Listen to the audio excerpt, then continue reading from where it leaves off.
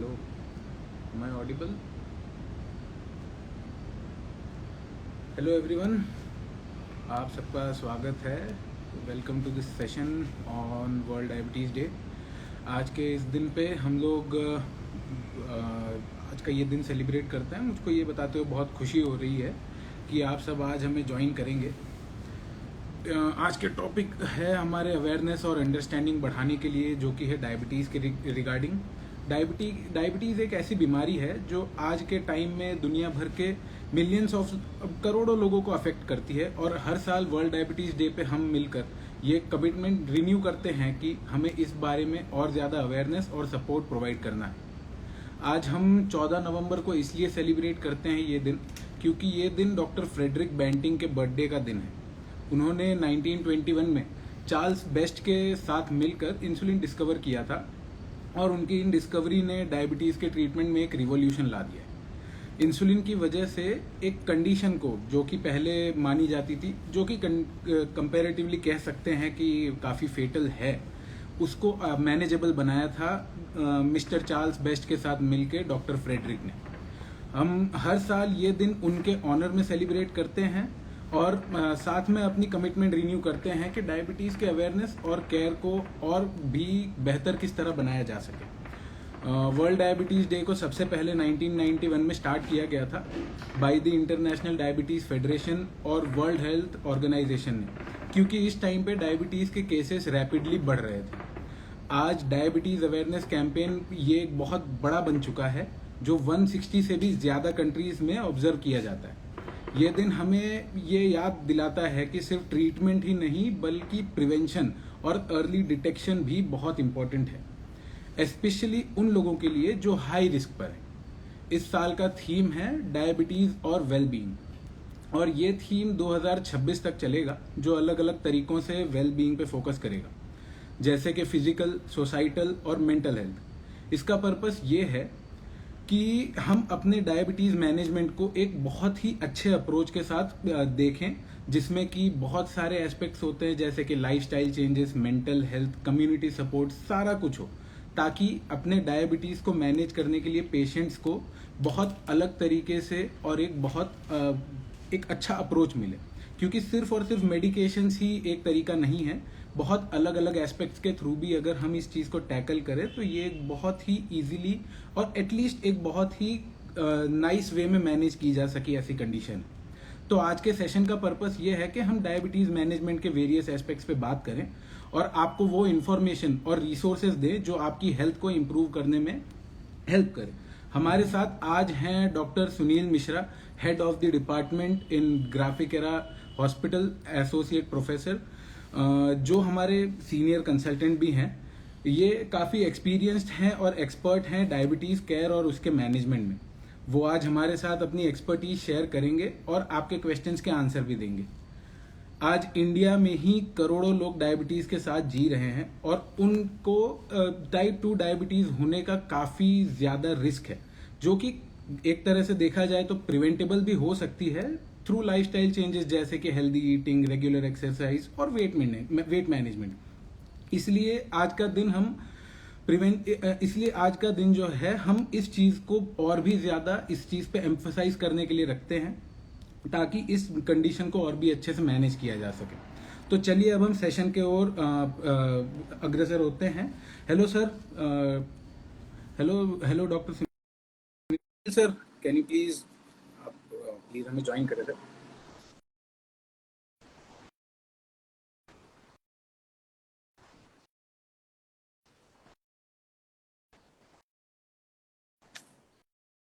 हाँ, hello hello sir, good evening. Good evening good evening, am कैसे हो? I visible? Yes sir, very nice. अच्छा, image मेरी ठीक आ रहा है? मुझे टिल्ट वगैरह तो नहीं करने का जरूरत है इसको? सर थोड़ा सा आप कैमरे को नीचे की तरफ कर दें, क्योंकि आपकी वो जो फेस है वो थोड़ा सा कमिट अच्छा, ऊपर का पार्ट ज्यादा। एक्चुअली मैं यू कैन टिल्ट इसको it at your side little bit, okay, just a little bit sir. हाँ बस you sir, mean good, it is very better? Nice sir, ठीक है, very nice, thank you okay, sir. Right. Thank you doctor Ratnesh. आपने सारे viewers को बताया कि आज ये वर्ल्ड डायबिटीज डे हम क्यों मना रहे हैं, कितनी इसकी अहमियत है, और कितना ये इम्पोर्टेंट है।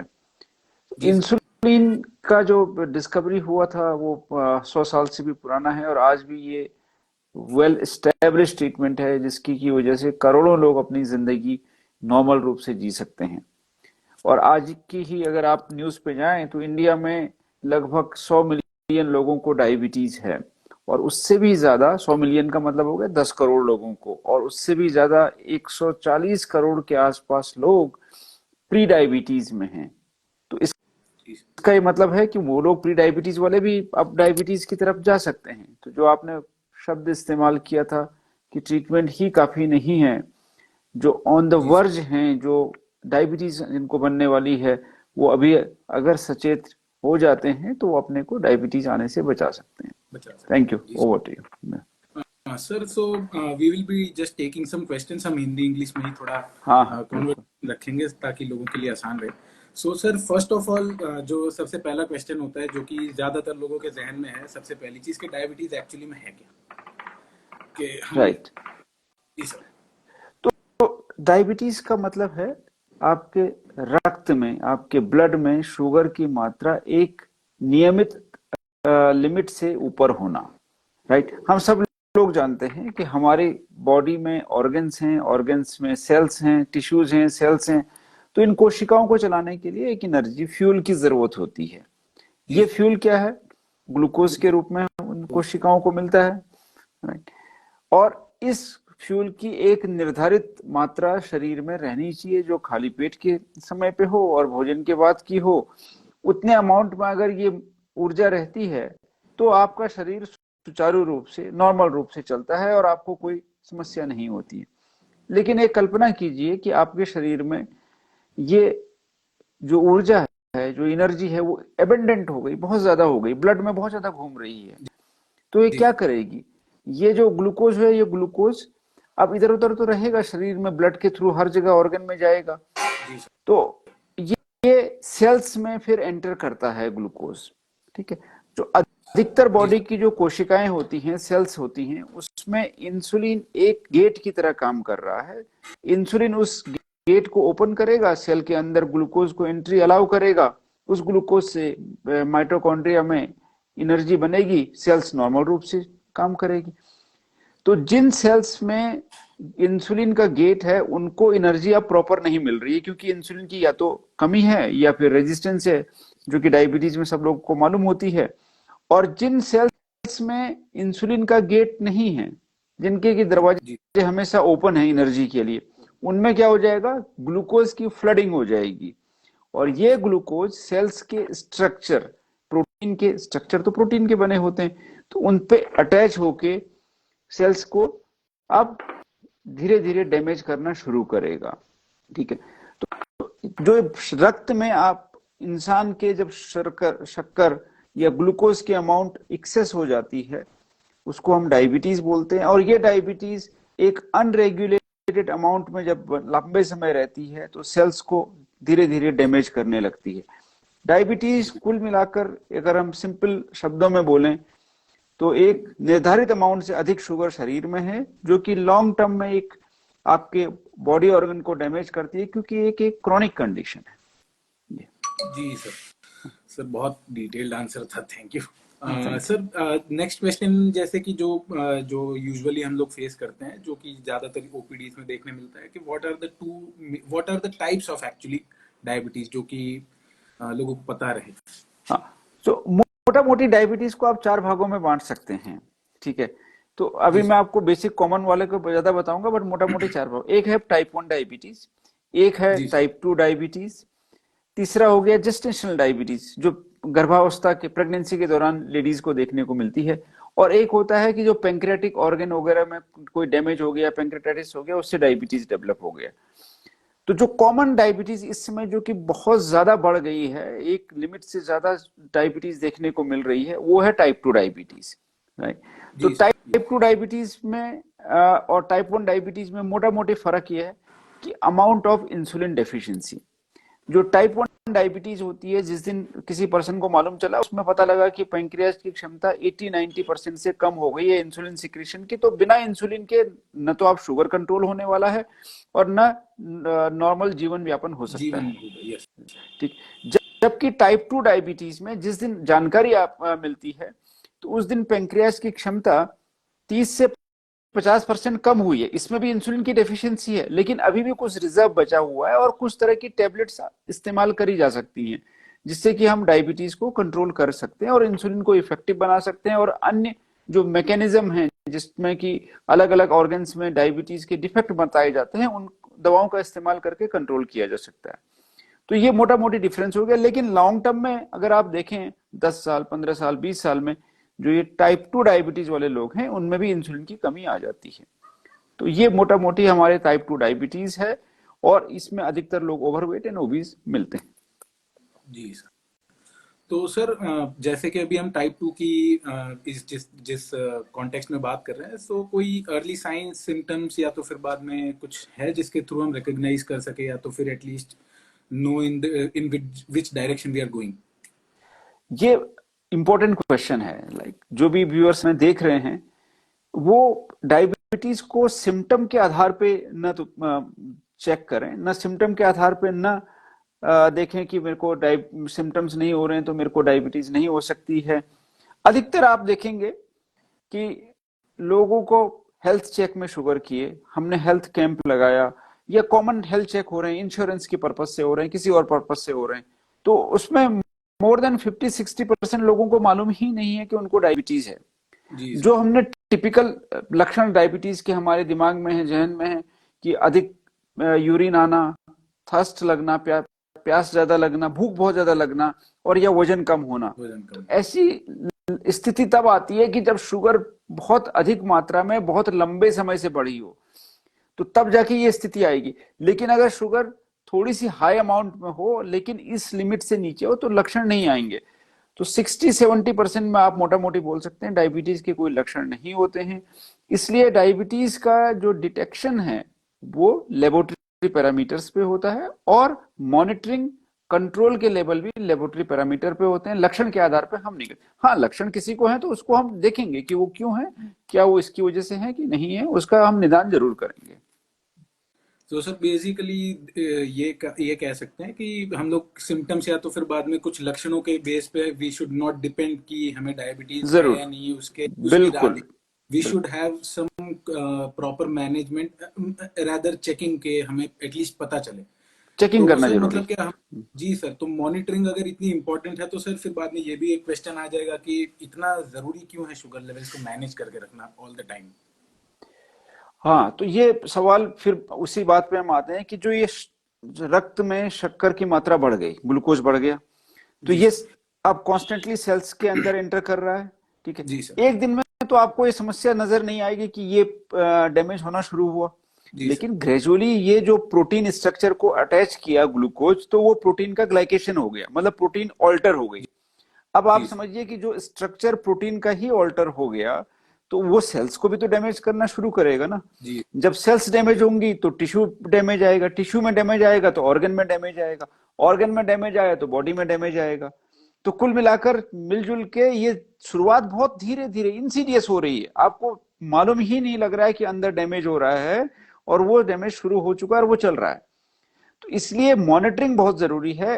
और डायबिटीज का आज हमारे पास में साइंटिफिक स्टडीज से बिल्कुल तय है कि अगर शुगर की मात्रा एक लिमिट के अंदर में रखते हैं, लंबे समय कंट्रोल करते हैं, तो लॉन्ग टर्म में चल के डायबिटीज रिलेटेड ऑर्गन कॉम्प्लिकेशन कम होते हैं। एक छोटा सा इसमें आपको एक्सप्लेन करूंगा। जी sir. Golden period of diabetes बोला जाता है पहले 5 से 10 साल, क्योंकि इस समय हम एक लेगेसी स्टेब्लिश कर रहे हैं, एक परंपरा स्टेब्लिश कर रहे हैं, जिससे कि लॉन्ग टर्म में डायबिटीज रिलेटेड ऑर्गन डैमेज कम मिले। अगर हमने यहाँ पर ध्यान रखा, यहाँ पर हमने एक परंपरा स्टेब्लिश कर दी, गुड शुगर कंट्रोल की, तो वो लॉन्ग टर्म में ऑर्गन डैमेज कम मिलते हैं। ये बहुत अच्छे लॉन्ग टर्म स्टडीज जिनके बेसिस पे आज आपके टारगेट्स डिसाइड होते हैं, उनके बाद से ये तय होता है। जी सर। सो सर बेसिकली इसीलिए शुगर लेवल्स को हमें लेबोरेटरी बेसिस पे भी चेक करना ज़रूरी है, क्योंकि अगर हम सिम्टम वाइज ही रहेंगे तो फिर हो सकता है हम काफ़ी सारे जो ईयर्स हैं, जो स्टार्टिंग ईयर्स हैं, उनको शायद मिस आउट कर जाएं और हमारे प्रोग्नोसिस पे इफेक्ट डेफिनेटली आ सकेगा फिर। So absolutely. सर, ये हमारे एक व्यूअर हैं सुरेंद्र जी, उन्होंने पूछा है कि लाइफस्टाइल मैनेजमेंट का कितना इफेक्ट रहेगा, और क्या लाइफस्टाइल मैनेजमेंट के थ्रू शुगर को, डायबिटीज को मैनेज किया जा सकता है, जैसे कि डाइट और एक्सरसाइज, क्योंकि कितने लोगों की फैमिली हिस्ट्री होती है, और ये भी एक हमेशा लोगों के दिमाग में रहता है कि अगर फैमिली हिस्ट्री है तो फिर बाद में कितना रिस्क है, और क्या क्या कर सकते हैं ताकि वो बच जाए हम। सवाल बहुत अच्छा है सुरेंद्र जी का। इसमें दो चीज को आपको ध्यान में रखना है। नंबर जी वन, सर। ए, कुछ रिस्क फैक्टर हैं जो मॉडिफाइबल रिस्क फैक्टर हैं, जी सर। जिनको आप बदल सकते हैं, और कुछ रिस्क फैक्टर हैं नॉन मॉडिफाइबल रिस्क फैक्टर हैं। हम जितने भी एशिया में लोग रहते हैं, इंक्लूडिंग मैं, आप, और जितने लोग हमको श्रोता सुनने जिनको डायबिटीज अभी नहीं है, हम सब लोग बराबर डायबिटीज के रिस्क में हैं, क्योंकि जी सर। एशियन रेस अपने आप में हाई रिस्क डायबिटीज के लिए मानी जाती है। जेनेटिकली हम प्रोन है। इसके अलावा अगर फैमिली मेंबर्स को किसी को डायबिटीज है तो हमारा रिस्क और बढ़ जाता है। इसके अलावा और रिस्क फैक्टर हैं, ओबेसिटी है, सिडेंट्री लाइफस्टाइल है, हाई ब्लड प्रेशर है, पीसीओडी की हिस्ट्री रही है, लेडीज को जेस्टेशनल डायबिटीज का हिस्ट्री रहा हो, या कोई और कोई इंडोक्राइन डिसऑर्डर्स अगर हैं, तो ये डायबिटीज का रिस्क बनाते हैं। तो कुल मिलाकर कुछ तो रिस्क फैक्टर हैं कि जो आप बदल सकते हैं, बट अधिकतर को आप नहीं बदल सकते हैं। जी। अब उसमें एक चीज होती है कि आप हिस्ट्री पूछिए तो बोलेंगे कि नहीं, मेरे फादर को तो डायबिटीज थी लेकिन उनको 60 में हुई, मेरे को 35 में क्यों हो गई? क्योंकि फादर चलते फिरते थे, वॉक करते थे, उनका वेट नहीं था। आपका वेट ज्यादा हो गया, आपको सेंट्रल ओबेसिटी हो गई, आप का फूड हैबिट डिफरेंट है, तो आपको ऑब्वियसली डायबिटीज पहले आ गई। ठीक है, तो इसलिए लाइफ स्टाइल का बहुत रोल है।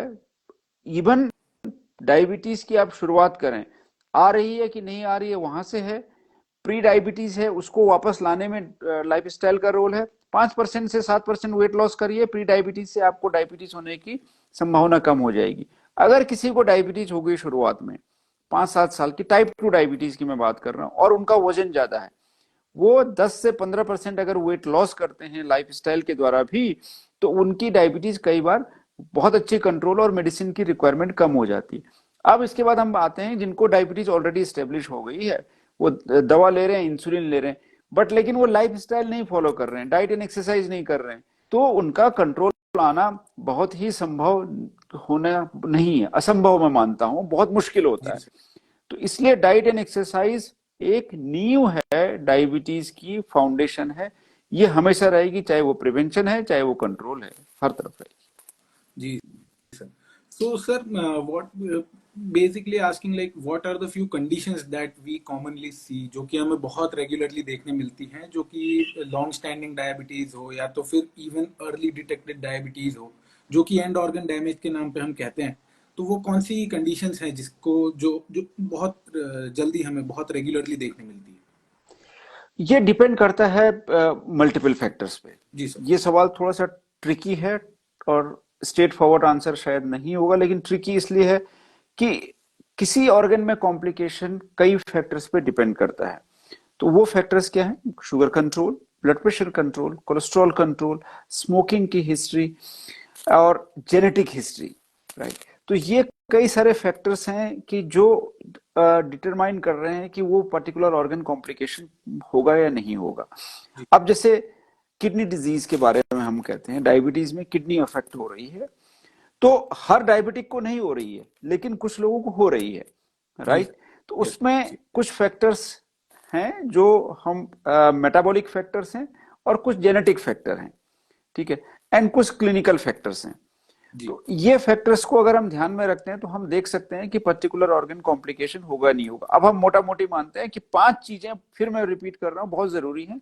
Sugar control, blood pressure control, equal हैं, बराबर हैं, कोलेस्ट्रॉल कंट्रोल, स्मोकिंग सीजेशन, और लाइफ स्टाइल मॉडिफिकेशन। अगर हमने ये 5 चीजों में ध्यान रखा तो हम डायबिटीज रिलेटेड ऑर्गन डैमेज को कम पाएंगे। अब ये जो ऑर्गन कॉम्प्लिकेशन का आपने सवाल पूछा, ये मालूम लगता नहीं है कि अनटिल अनलेस कि हम इन्वेस्टिगेशन करें, जी। हिस्ट्री ऑफ कोर्स हम पूछेंगे।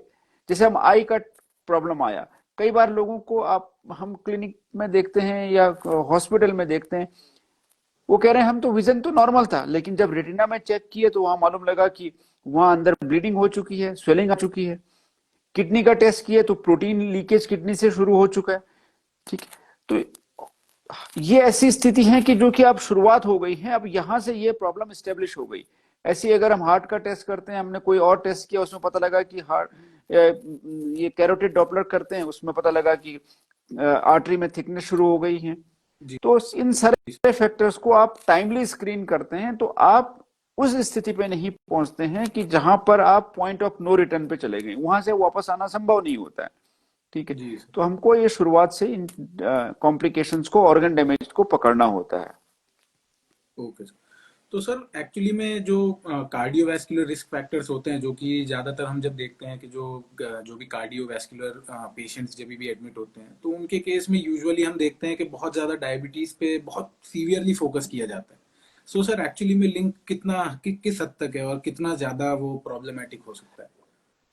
देखिए, ऐसा नहीं है कि डायबिटीज जिसको हो गई आज, डायबिटीज हो गई कल के दिन उनको, या in few weeks and few months में उनको कार्डियक प्रॉब्लम आ जाएगी, ऐसा नहीं है। जी सर। ठीक है, डायबिटीज एक बहुत लॉन्ग टर्म स्मोल्डरिंग डिजीज है, मतलब लंबे समय से सुलगती हुई बीमारी है। कई बार ऐसा भी होता है कि जो प्री डायबिटीज हैं या अर्ली डायबिटीज है, उनको हार्ट के प्रॉब्लम आ चुके होते जी हैं। ठीक है, सर। तो क्योंकि इन सब का एक शेयर्ड फिनोटाइप होता है, या इनको हम बोलते हैं these are known as son of same soil. जी एक ही जगह से ये सबका एक कॉमन फैक्टर है सबके बीच में। वो कॉमन फैक्टर क्या है? आपकी lifestyle, behaviour, smoking, weight, physical inactivity, and of course then some genetic factors, right. तो ये सब कॉमन रिस्क फैक्टर हैं, जो कि कुछ लोगों में डायबिटीज आया, कुछ में कार्डियक प्रॉब्लम आया, कुछ में स्ट्रोक आया, कुछ में किडनी डिजीज आया। ठीक है, ये बदलता रहता है।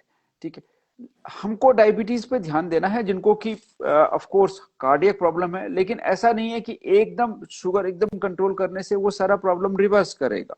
अब किसी को कार्डियक प्रॉब्लम है तो हमको एक जो शुगर तयशुदा लिमिट है उसमें कंट्रोल भी करना है, और आगे के लिए लॉन्ग टर्म कंट्रोल करना है कि ताकि वो नेक्स्ट एपिसोड ना हो।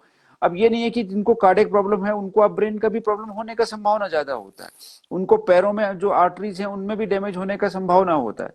तो अगर हम सारे फैक्टर्स को अभी से ध्यान रखना शुरू करें, या फिर प्रॉब्लम आने के बाद भी ध्यान रखें, तो हम डैमेज को लिमिट कर सकते हैं, मतलब उसको रोक सकते हैं, आगे बढ़ने से कम कर सकते ठीक है सर। सो बेसिकली इट जो लिंक बैठता है वो यही है कि we need to focus on the roots, जहां पर से गड़बड़ शुरू हुई थी, कि हैं। लाइफस्टाइल बिल्कुल। चेंजेस, जहाँ जो बेसिक पॉइंट था जहां पर से ये सारी प्रॉब्लम्स काइंड ऑफ अराइज हो रही हैं। So sir while we are talking about the problems, तो सॉल्यूशन के साइड भी थोड़ा सा देखते हैं कि इंसुलिन जो कि हम लोग यूजुअल केसेस में as a treatment manage use करते हैं, और जैसे कि आपने थोड़ी देर पहले टाइप 1 टाइप 2 इंसुलिन के रिगार्डिंग जो डिफरेंसेस दिखते हैं, तो वो सर रिक्वायरमेंट और एक्चुअली में इंसुलिन की जरूरत है किस किस को, किसको इंसुलिन के ट्रीटमेंट पे जाना चाहिए, होना चाहिए? राइट, देखिए, इंसुलिन की जरूरत सबको है, मेरे को भी है और आपको भी जी है, राइट। सर। इन, इन, यस सर। ठीक है, insulin is a survival hormone, ये भगवान का दिया हुआ एक हार्मोन है हमारे अंदर में, ब्यूटीफुल हार्मोन है। इसको एनाबोलिक हार्मोन बोलते हैं। जी एनाबोलिक सर। हार्मोन मीन्स हमारे शरीर को बिल्डिंग। बनाने वाला हार्मोन है, बिल्डिंग हार्मोन है। जी सर। विदाउट इंसुलिन ग्लूकोज का यूटिलाइजेशन नहीं होगा, एनर्जी नहीं बनेगी, और शरीर तोड़ के ग्लूकोज बनाने की कोशिश करेगा, शरीर ब्रेकडाउन में चला जाएगा, weight loss and survival possible नहीं होगा। So insulin is anabolic hormone, everybody requires insulin, कोई कंफ्यूजन नहीं है इसमें।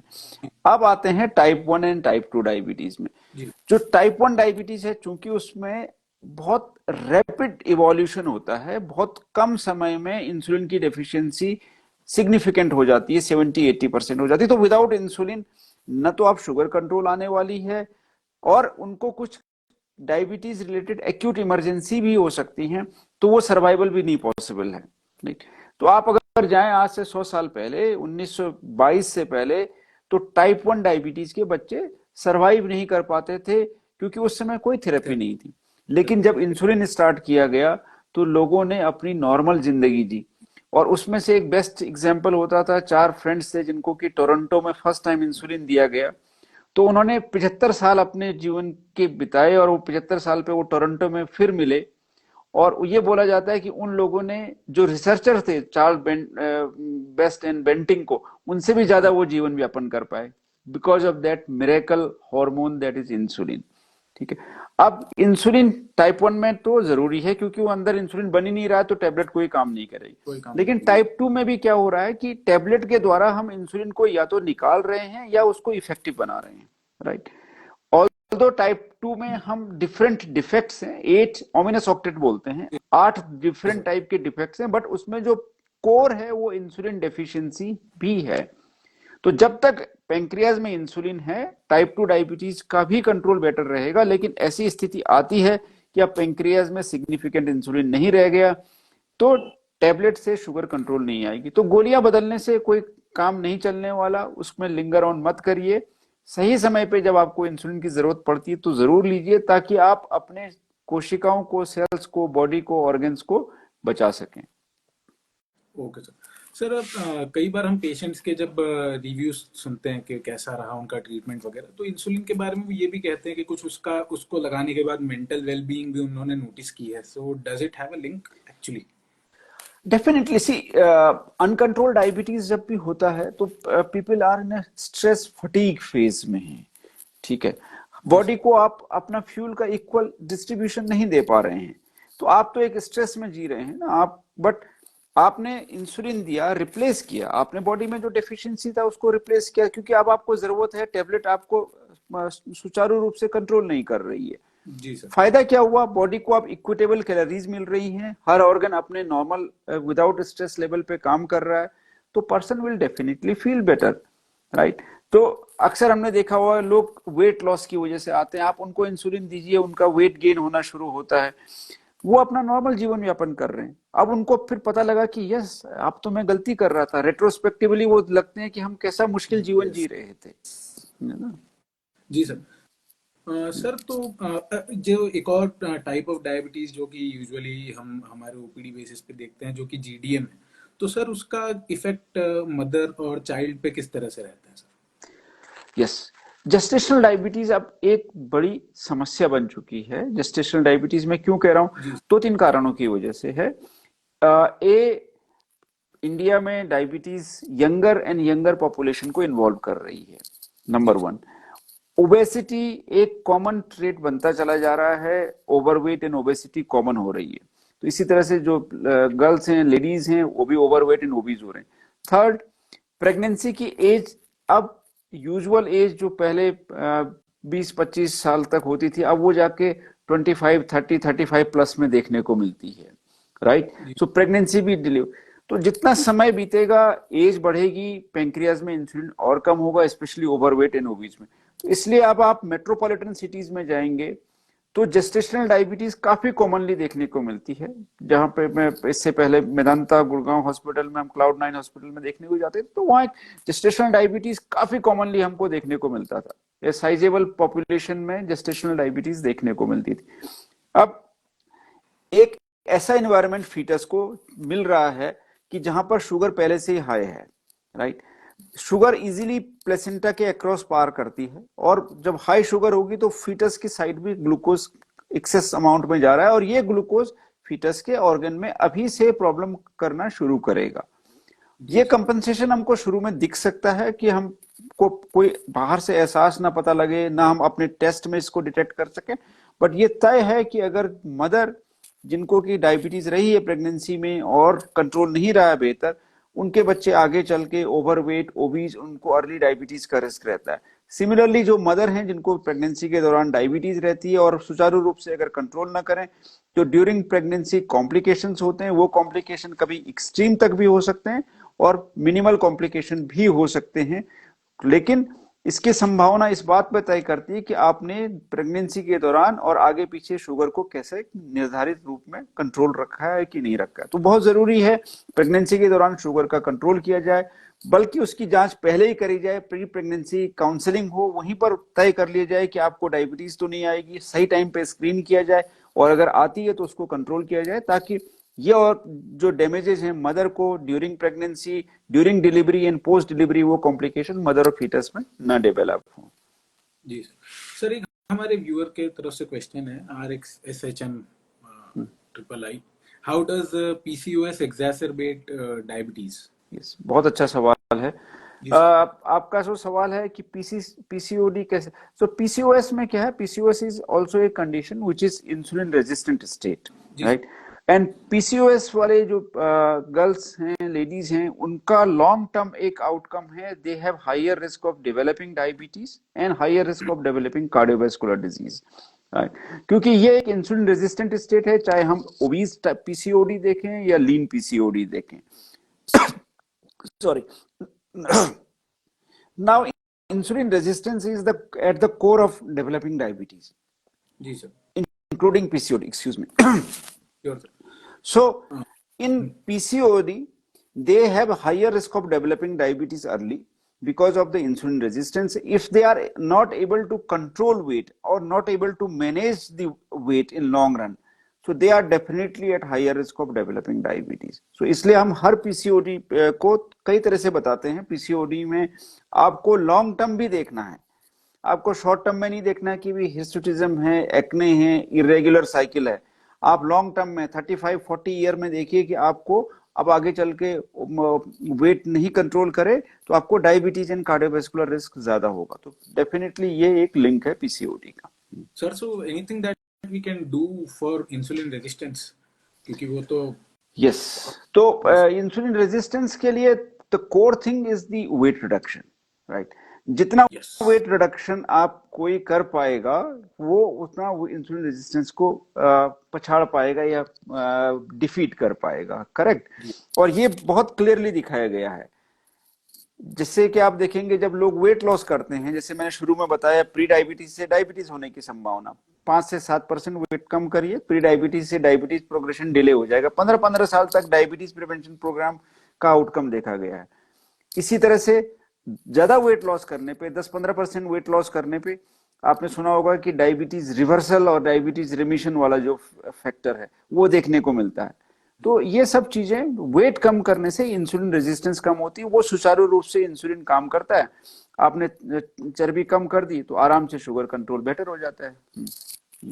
जी सर। तो सर, जैसे कि अभी हम ये इंसुलिन रेजिस्टेंस की बात कर रहे हैं, लेट्स गो लिटिल बैक, जो कि बहुत लोगों का सवाल होता है कि रिवर्स कैसे करेंगे, reversal, is there anything known as diabetes reversal, और what are the conditions that can help in the reversal of it? Possible भी है, मेंटेन किया जा सकता है sir? Anything that can be said on it? आजकल आपने बहुत सुना होगा सोशल मीडिया में, आप डायबिटीज रिवर्सल देखें, बहुत भर के आता है ना। तो हर कोई क्लेम करता है कि मैं डायबिटीज रिवर्सल। तो ये सारी स्टोरी कहाँ से शुरू हुई, थोड़ा सा मैं विस्तार से बता दूं। ये सारी स्टोरी शुरू हुई जब लोगों ने बेरियाट्रिक सर्जरी कराने शुरू करे। जो बेरियाट्रिक सर्जरी शुरू हुई थी मॉर्बिडली ओबीज लोगों में, बेरियाट्रिक सर्जरी में 20 से 40% वेट लॉस होता है। जब 20 से 40% वेट लॉस हुआ तो कई लोगों को जिनकी शुरुआत की डायबिटीज थी, डायबिटीज वापस नॉर्मल हो गई, दवा की जरूरत नहीं पड़ रही। उन्होंने कहा तो कमाल हो गया कि डायबिटीज तो बिल्कुल खत्म हो गई। जी जी। इसी बात को तय में लेके doctor Roy Taylor UK Newcastle में उन्होंने स्टडी किया, साइंटिफिक स्टडी, ठीक है। ऑल्दो सब लोग जानते थे कि वेट कम होगा तो डायबिटीज रिवर्सल होगा। डॉक्टर रॉय टेलर ने जब लोगों को लो कैलोरी डाइट फीड किया, सुपरवाइज देख के, मतलब उनको ध्यान में रखते हुए सारे मैक्रोन्यूट्रिएंट बराबर मिले उनको, तो उन्होंने देखा कि 60% 65% लोगों की डायबिटीज रिवर्स हो गई, मतलब नॉर्मल हो गई। उनको अब डायबिटीज की दवा की जरूरत नहीं पड़ रही। जब उन्होंने स्टडी को एनालाइज किया तो देखा कि किन लोगों की डायबिटीज वापस हो गई, नॉर्मल हो गई। जिनकी शॉर्टर ड्यूरेशन ऑफ डायबिटीज था, जिनको कि 10 से 15% वेट लॉस कर पाए, ठीक है, और वो कॉम्प्लेक्स थेरेपीज में नहीं थे, इनको इंसुलिन वगैरह रिक्वायरमेंट अभी इतनी ज्यादा नहीं थी, तो उनको ये फायदा मिला। तो इसका मतलब है कि आपके पेंक्रियाज में इंसुलिन है और आपका वेट ज्यादा है, क्योंकि उसमें सब लोगों का वेट ज्यादा था, ओबीज लोग थे, 30 से बीएमआई ऊपर था। अगर वेट लॉस करने से आपको डायबिटीज में रिमिशन मिल सकता है, नॉर्मलाइजेशन मिल सकता है। अब ऐसा नहीं है कि ये रिमिशन इंडेफिनिट है कि ये दोबारा प्रॉब्लम नहीं आएगी, क्योंकि डेफिशिएंसी तो है, ठीक है। इवन आप बेरेटिक सर्जरी के बाद देखें, जिनको बेरेटिक सर्जरी हुई, जिनकी डायबिटीज नॉर्मल हुई, उनको 10-15 साल बाद दोबारा से डायबिटीज आती है, ठीक है, क्योंकि धीरे धीरे वेट रिगेन होता है और पेंक्रियाटिक कैपेसिटी जो कम थी वो धीरे धीरे और कम होती है, तो वापस उनको शुगर आने की संभावना बन जाती है। तो ये जो डायबिटीज रिवर्सल है, इसको आप रिवर्सल इंटायरली ना बोल के रिमिशन बोल सकते हैं एक, लेकिन ये फायदा तो करती है। अगर भाई देखिए 10 साल आपको डायबिटीज की दवा की जरूरत नहीं पड़ी, तो जी आपने डायबिटीज की दवा तो सेव किया। और आप केवल डायबिटीज को नहीं देखिए, आप तो डायबिटीज तो एक पैकेज डील है जिसमें blood pressure, cholesterol, inflammation, fatty liver, ये सारी परेशानियां, तो ये सारी परेशानियां एक साथ वापस जाती हैं। तो इसलिए हर ओवरवेट ओबीज इंडिविजुअल को एक बात जरूर करनी चाहिए कि अपना आइडियल बॉडी वेट डॉक्टर से पूछना चाहिए और कोशिश करनी चाहिए अपने आइडियल बॉडी वेट के पास जरूर पहुंचे, या उसके जितने भी पास पहुंचे उतना आपको फायदा करेगा। 5% भी फायदा करेगा, 7% भी फायदा करेगा, 10% फायदा करेगा, 15% और फायदा करेगा। ठीक है, तो इस बात का ध्यान जरूर देना। और इससे आप ये डेफिनेट पॉसिबिलिटी है till there is a reserve in pancreas, but ये लागू होती है टाइप 2 डायबिटीज पे, न कि टाइप 1 डायबिटीज। और इसी तरह से जस्ट एक यहाँ पर मैं और बता दूं, जेस्टेशनल डायबिटीज में इंडिया में जो स्टडीज हैं, डॉक्टर मोहन की साउथ से जो स्टडीज हैं, उन्होंने ये दिखाया है कि the turn around rate of gestational diabetes into full diabetes in our country is around 25 to 30%।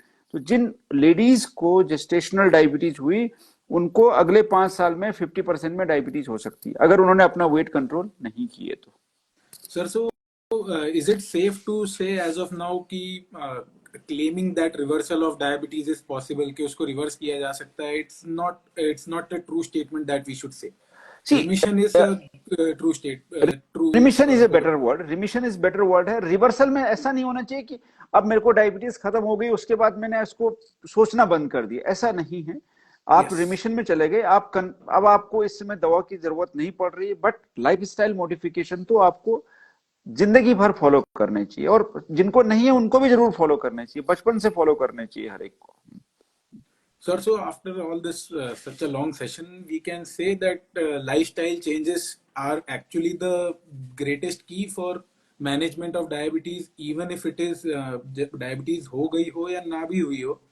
आप अगर होने की कगार पे भी हैं, then lifestyle changes are can be considered as the key for all of it. Definitely सबसे important चीज है डॉक्टर रत्नेश, अवेयरनेस हो। डायबिटीज एक ऐसी कंडीशन है जिसमें कि हर एक इंसान को जानना जरूरी है कि डायबिटीज किसी को भी आ सकती है।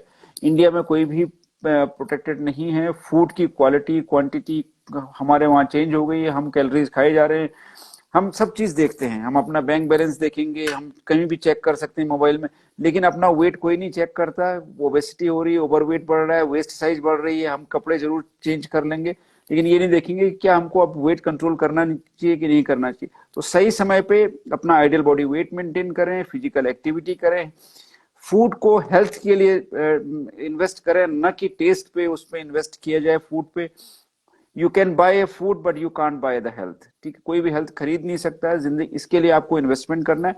स्पेशली जो यंगर जनरेशन है उनको बहुत संभल के चलना है, क्योंकि आगे चल के फिजिकल एक्टिविटी कम से कम होती जा रही है, सब चीज ऑटोमेशन में आ रहा है। जी सर। और जहां तक ट्रीटमेंट की बात रहती है, आज हम चूंकि हमारा फर्स्ट इस तरह का टॉपिक था डिस्कशन का, तो हमने लाइफस्टाइल पे किया। डेफिनेटली आगे हम सेशन करेंगे जिन पे कि हम और इसमें डिस्कस करेंगे। हम आपको टॉपिक्स भी देंगे कि हम इन टॉपिक्स पे आके बात करने जा रहे हैं, चाहे वो डायबिटीज के कारण पे हो, चाहे वो इंसुलिन पे हो, चाहे वो न्यूअर ड्रग्स पे हो, चाहे वो वेट लॉस वाली ड्रग्स पे हो। तो बहुत सारी चीजों के बारे में बात करेंगे, बट आज हमारा चूंकि फर्स्ट डिस्कशन था अवेयरनेस पे, so we focused on awareness and lifestyle modification, which is always and will always remain be the cornerstone of the diabetes management. जी सर। सर बहुत अच्छा लंबा सेशन हो गया, वेरी नाइस। yes, एक्सपेक्ट नहीं किया था। हाँ, yes sir. So it was very informative, I think, for everyone. We covered so many aspects related to diabetes. Obviously आगे और भी we will be doing a lot more sessions where we'll be discussing lot many questions and covering more of it for everyone's better lifestyle and well-being, so that जिंदगी अच्छी और लंबी हो for everyone. And sir, thank you for your valuable time. आपके time के लिए thanks a lot sir. Thank you. Good night everyone. Good night sir. Good night sir. Thank you sir.